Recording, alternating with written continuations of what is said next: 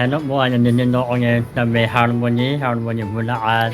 Nandito po si Nanay Rosie at yung kanya pong tinulungan po niyo. Ngayon po, si Nanay Rosie, pwede po ipakilala po kung Si Nanay Ineng po, isa po dating kasamahan sa senior. ako.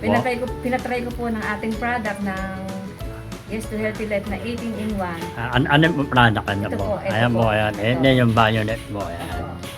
Na pinatry ko po siya na pinabigyan ko po sa 2 sachet para matry niya.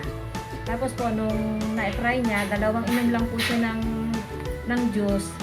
Nag-ano na po siya, nag-LDN na siya. Kumaga nag-cleanse na po. Nag-cleanse niya. Opo. Kaya pagkaraan po nung mga ilang araw po, yun, bumili na po siya ng 1 box. Nag-share na din ako sa 3. Bani, yung nakita niyo po siya niya, ano po yung nararamdaman niya dati? Mahinya ba siya?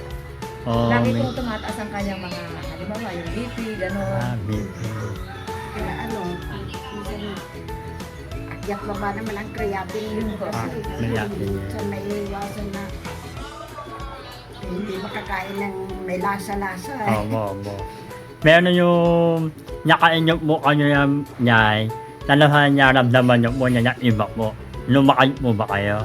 Parang itong minsan pag nalong, parang nabawasan naman. Ano yung nakatulong po niyo?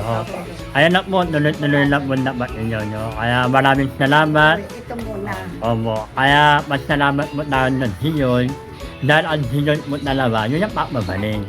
Meron lamang po niyang binagamit. Kung binagamit mo yung doktor, binagamit mo yung mga gamot, babamitin mo niyo yung ating bullshit level. Kaya maraming salamat po. Maraming salamat kay Rosie sa inyo din po. Okay po, mamay po.